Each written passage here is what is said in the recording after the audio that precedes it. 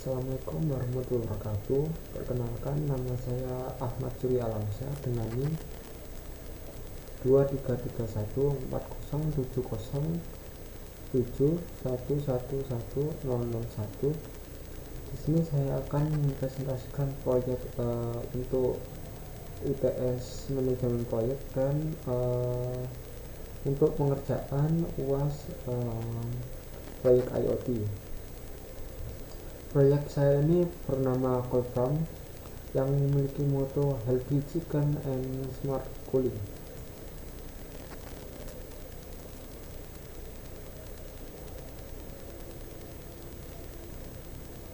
Introduction, perkenalkan, nama saya Ahmad Surya Alamsyah. Saya mahasiswa Diploma 3 Teknologi Informasi Universitas Brawijaya.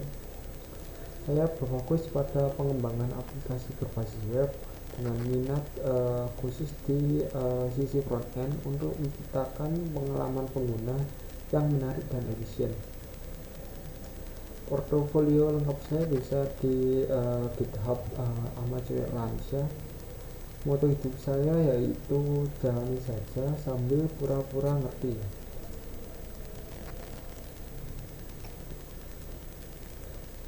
Selanjutnya kita masuk ke latar belakang masalah.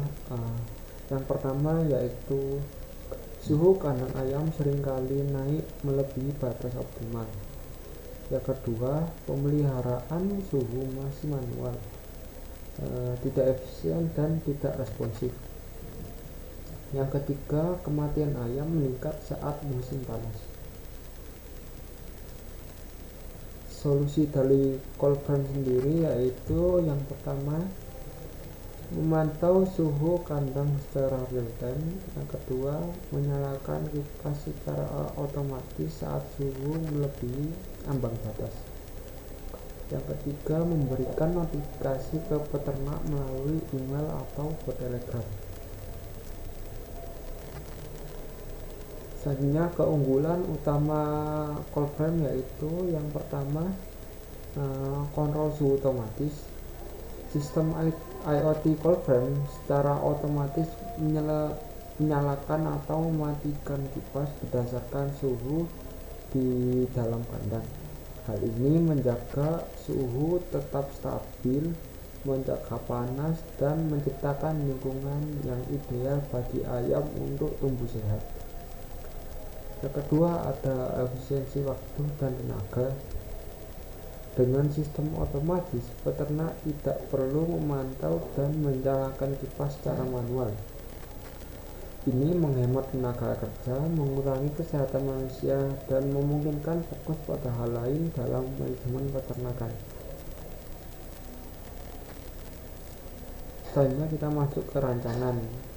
Di rancangan yang pertama, saya akan menggunakan sensor suhu DHT11. Lalu kita juga akan menggunakan ESP32. Selanjutnya ada relay. Di sini saya akan menggunakan relay modul 2 channel. Selanjutnya ada kipas angin. Di sini saya akan menggunakan kipas angin kecil, mungkin 12 volt atau 5 volt. Selanjutnya kita akan masuk ke dashboard. Di sini mungkin opsional. Kalau ada waktu mungkin saya kerjakan ya.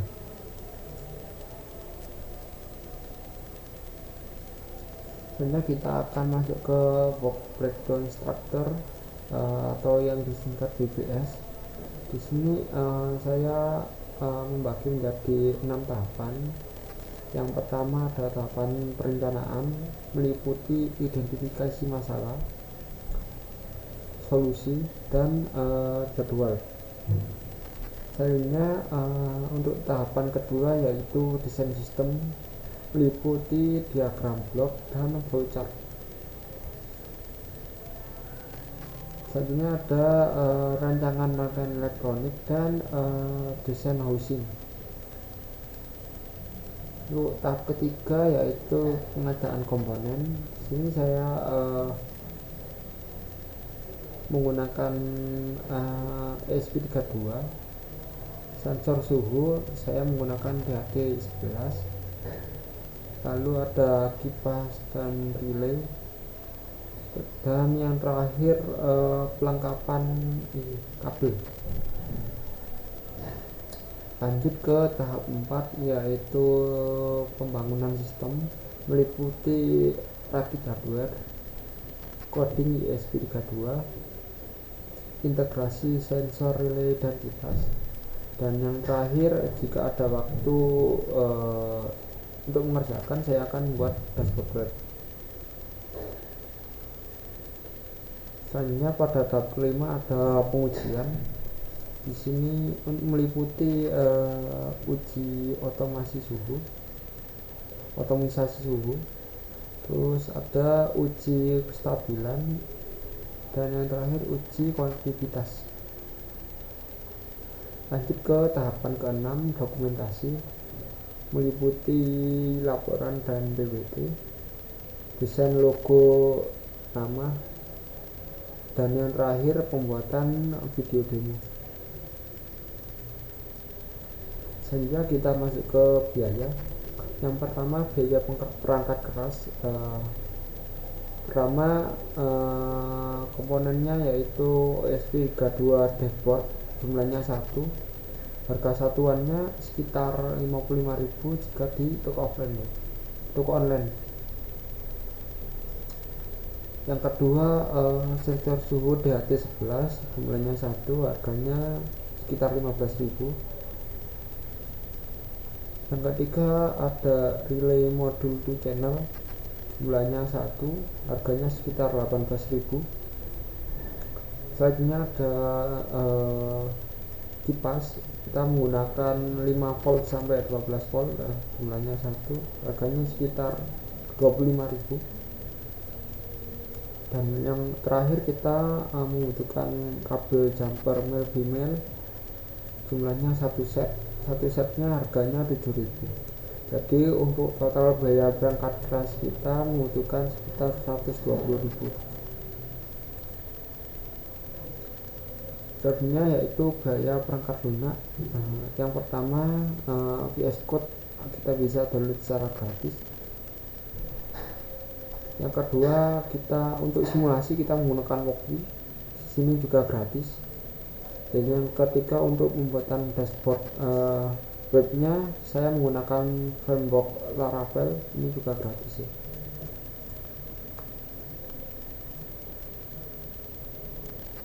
Selanjutnya kita ke biaya pendukung. Yang pertama, ada kotak atau box casing proyek hosting untuk IoT nya, jumlahnya 1, estimasi harganya 30.000. Yang kedua ada biaya cetak laporan, untuk laporan jumlahnya 1, harganya mungkin sekitar 15.000 untuk ngeprint itu. Jadi total biaya pendukung untuk semua totalnya biaya pendukung yaitu 45.000.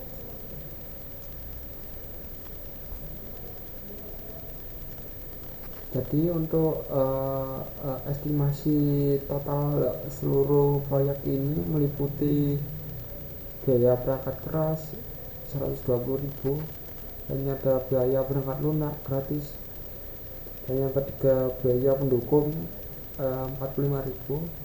Jadi totalnya sekitar 165.000 untuk seluruh proyek ini.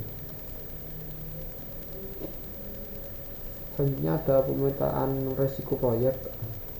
Yang pertama, sensor suhu kadang error atau tidak terbaca di ESP32.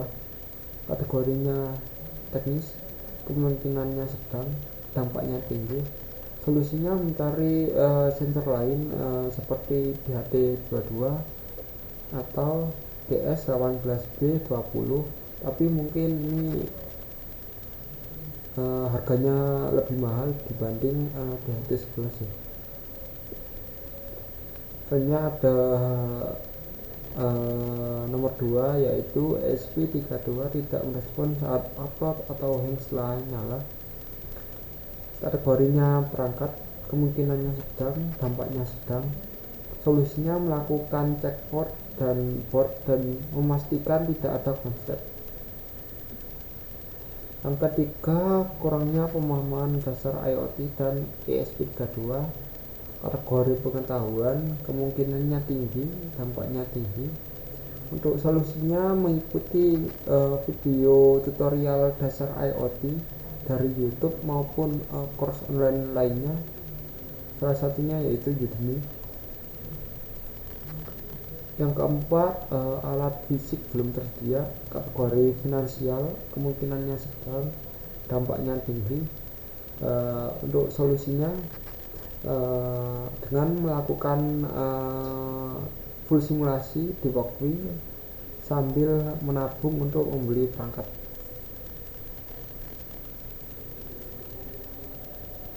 Selanjutnya ada strategi pengolahan perubahan. Yang pertama, dokumentasi perubahan secara terstruktur. Setiap perubahan yang terjadi baik dalam kode, rancangan sistem maupun peralatan harus dicatat dalam dokumen seperti README-MD atau non-sharing pribadi. Yang kedua, pengujian bertahap. Perubahan diuji terlebih dahulu melalui simulasi di Walkwi. Kemudian dilanjutkan pengujian fisik pada ESP32 sebelum diterapkan secara penuh. Yang ketiga, manajemen version code. Setiap perubahan disimpan dengan nama file berbeda, misal versi 1, versi 2, atau menggunakan Git agar bisa kembali ke versi sebelumnya jika ada masalah. Untuk contoh kasus yang pertama yaitu jenis perubahan fungsional. Contoh kasusnya yaitu penambahan fitur notifikasi suhu ekstrim melalui dashboard. Yang kedua, perubahan perangkat keras. Contoh kasusnya pergantian sensor DHT11 menjadi DHT22 karena masalah akurasi pembacaan. Yang ketiga, perubahan output system. Pada dashboard yang awalnya hanya mengaktifkan kipas akan ditambah menampilkan data suhu secara real time ya. Selanjutnya yang keempat, perubahan logika program. Jadi di sini kita akan mungkin akan memodifikasi batas ambang suhu dari misal di atas 30 derajat menjadi di atas 32 derajat agar lebih sesuai kebutuhan kandang. Jadi nanti di dashboard mungkin ada sebuah inputan mau berapa batas ambang suhu yang akan